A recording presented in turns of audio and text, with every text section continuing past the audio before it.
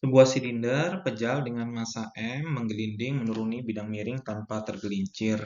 Ya, tanpa tergelincir. Kalau tanpa gelincir berarti nanti yang bekerja adalah gaya gesek statik. Dari kondisi tidak bergerak di puncak permukaan bidang miring, momen inersia silinder pejal adalah I sama dengan setengah mr kuadrat.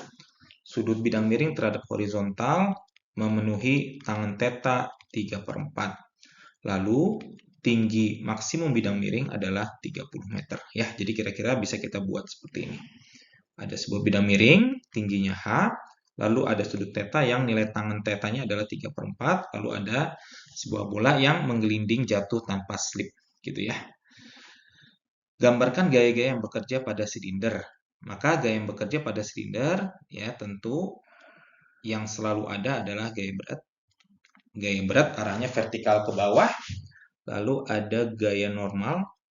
Gaya normal ini tegak lurus bidang miring, lalu ada gaya gesek, tapi gaya geseknya statik. Kenapa? Karena dia menggelincir tanpa slip, gitu ya.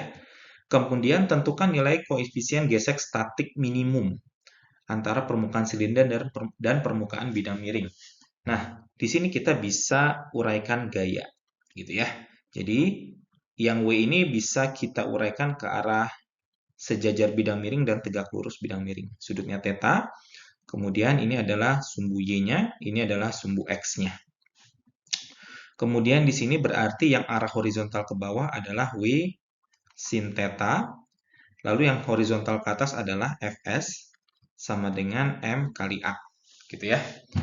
Kemudian kita juga punya W cos theta dikurangi N gaya normal, atau lebih tepatnya minus W cos theta ditambah N, itu harus sama dengan 0, karena tidak ada percepatan vertikal. Gitu ya. Kemudian kita juga punya untuk kesetimbangan dari torsi. Sigma torsi sama dengan I alfa ya. Jadi kalau yang ini adalah sigma F sama dengan MA, yang ini adalah sigma torsi I alfa. Kalau kita ambil titik tengah sebagai sumbu pusat rotasi, berarti Fs dikali R sama dengan I kali alfa. Ya, seperti ini. Ya, kemudian kita masukkan dulu nilai I-nya adalah setengah mr kuadrat. Berarti Fs kali R sama dengan setengah mr kuadrat dikali A per R. R-nya dicoret, sehingga gaya gesek statiknya adalah setengah MA. Kemudian dari situ, kita bisa masukkan keadaan bahwa karena nilai Fs sama dengan setengah MA, berarti W sin theta atau Mg sin theta minus setengah MA sama dengan M kali A. M-nya bisa kita coret semua. Berarti G sin theta sama dengan 3/2A, atau percepatannya adalah 2/3G sin theta. Nah, ini adalah percepatan dari silinder tersebut tanpa slip. Berarti kalau tanpa slip berarti gaya gesek statik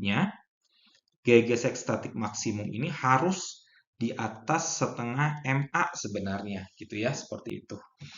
Oke, harus di atas atau sama dengan setengah MA, gitu ya.